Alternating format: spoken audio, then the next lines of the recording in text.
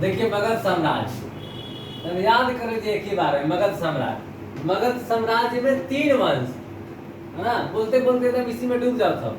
मगध साम्राज्य में 3 वंश, हर्यक वंश, शिशुनाग वंश और नंद वंश। समझ गए ना। देखिए मगध साम्राज्य 3 वंश। हर्यक वंश, हर्यक वंश के संस्थापक बिंबिसार। हर्यक वंश का संस्थापक कौन था? बिंबिसार। बिंबिसार का पुत्र अजातशत्रु, अजातशत्रु का पुत्र उदय।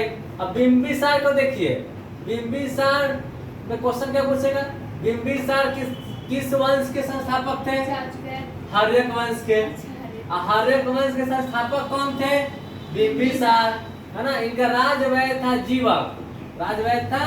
क्वेश्चन पूछा है राजवैद्य जीवक किसके शासनकाल में थे? तो बिंबिसार। समझ गए ना। और ये क्या करते थे? शादी विवाह करके अपना राज्य विस्तार कर देते थे। समझे ना। इसके चक्कर में 3 शादी किए। पहली पत्नी महाकौशला देवी, प्रसेनजीत की बहन थी।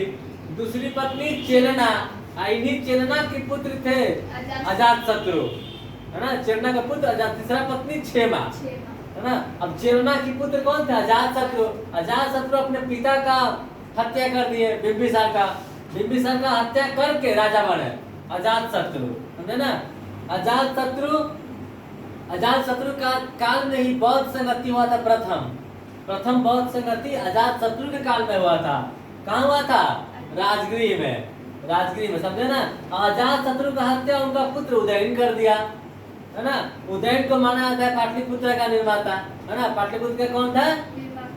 उदयन, है ना। उदयन। इसके अंतिम शासक कौन थे? तो हर्यक वंश के अंतिम शासक नागदशक था। इंपॉर्टेंट क्वेश्चन है। हर्यक वंश के अंतिम शासक नागदशक था। समझ गए ना। अब इसको देखिए, अब इसका अंतिम शासक नागदशक था। अब नागदशक को पद से हटा के शिशुनाग वंश का स्थापना हुआ। कौन किए थे? शिशुनाग। शिशुनाग संस्थापक है शिशुनाग वंश के, समझे ना। अब शिशुनाग के बाद इनका पुत्र कौन था? कालाशोक। कालाशोक, कालाशोक को पता होगा।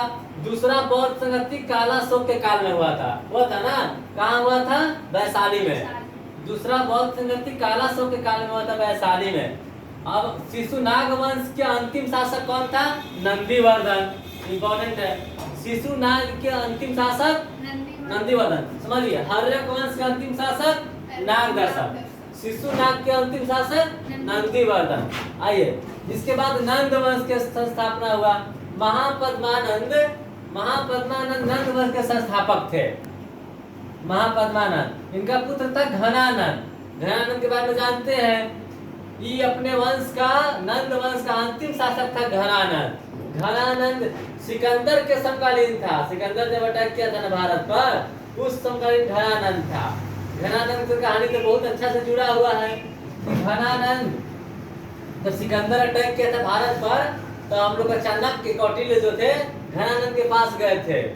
याद है ना। घनानंद के पास गए कि बताइए सिकंदर अटैक करा, अपने भारत भूमि पर नहीं आने दीजिए, लेकिन अपने घमंड में, है ना, उसको उनको भगा दिया था चाणक्य। तो चाणक्य फिर चंद्रगुप्त मौर्य को तैयार किए, और चंद्रगुप्त मौर्य घनानंद का नाश किया था। इसको मारा था, घनानंद को मारा कौन? चंद्रगुप्त मौर्य। अपना मौर्य वंश का संस्थापन किया। इसके बाद मौर्य वंश का संस्थापना हो गया था, है ना। चंद्रगुप्त मौर्य किए थे। चंद्रगुप्त मौर्य का बेटा कौन है? बिंदुसार। बिंदुसार का बेटा अशोक। अशोक के दादा थे चंद्रगुप्त मौर्य। इसके बीच में, अब इसके बाद मौर्य वंश का स्थापना हो गया था, लेकिन इसके बीच का कहानी देखिए सिकंदर का। कहे थे ना किसके समकालीन में सिकंदर अटैक किया था? सिकंदर। देखिए सिकंदर कौन था? सिकंदर मकदूनिया का शासक था। मकदूनिया का शासक, फिलिप द्वितीय का पुत्र था। सिकंदर कौन था? मकदूनिया का शासक था और फिलिप द्वितीय का पुत्र था। इसके गुरु, सिकंदर के गुरु कौन थे? अरस्तु। सिकंदर के गुरु कौन थे? अरस्तु।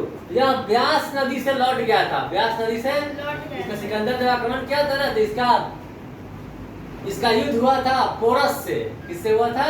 पोरस से। युद्ध को कहते हैं हाइडेस्पीस। झेलम नदी के तट पर हुआ था। हाइडेस्पीस का युद्ध हुआ था पोरस से। तो पोरस हार गया था, लेकिन पोरस को बहादुरी को देखते हुए सिकंदर बोला था कि अब हम तुम्हारा राज्य लौटा देंगे, है ना। लौटा दिया था। झेलम नदी के तट पर हाइड्रोस्पीस का युद्ध हुआ था सिकंदर और पोरस में, उसी युद्ध का तैयार। देखिए सिकंदर भारत में कितना दिन रहा? 19 महीना। सिकंदर भारत में कितना दिन रहा था? 19 महीना। और फिर अपना लौट गया था, है ना? 323 ईस्वी में, कितना ईस्वी में? 323 ईस्वी में बेबीलोन में सिकंदर का मृत्यु हो गया। कहाँ हुआ था मृत्यु? बेबीलोन में। बताइए इसका जल सेनापति, सिकंदर का जल सेनापति था निर्याकस।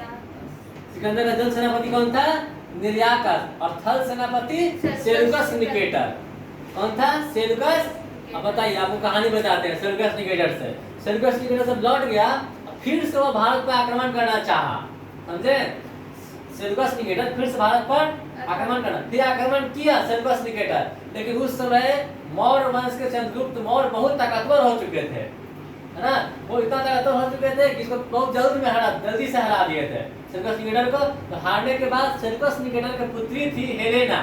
और थी हेलेना से चंद्रगुप्त मौर्य शादी कर लिए और सेल्यूकस निकेटर चंद्रगुप्त मौर्य के दरबार में इसको मेगास्थनीज को छोड़ दिए, है ना? मेगास्थनीज जानते हैं ना, जो इंडिका पुस्तक, अब मेगास्थनीज वहां रहने लगा और इंडिका पुस्तक का निर्माण किया मेगास्थनीज। समझ गए? इससे जुड़ा हुआ कहानी कैसे नंद वंश का अंत किए कौन? चंद्रगुप्त मौर्य। चंद्रगुप्त मौर्य के काल में सेल्यूकस निकेटर जो थल सेनापति था वो फिर भारत पर आक्रमण किया था।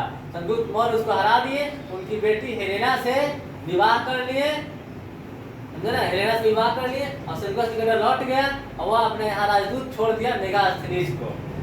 मेगास्थनीज इंडिका पुस्तक का निर्माण किया। समझ गया ना कहानी?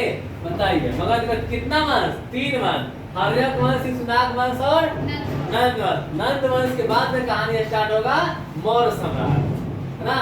न्यू तो स्टार्ट होगा मौर्य सम्राट। कौन स्टार्ट किया? चंद्रगुप्त मौर्य। धनानंद को हराने के बाद, धनानंद के मारने के बाद। चलिए आगे क्लास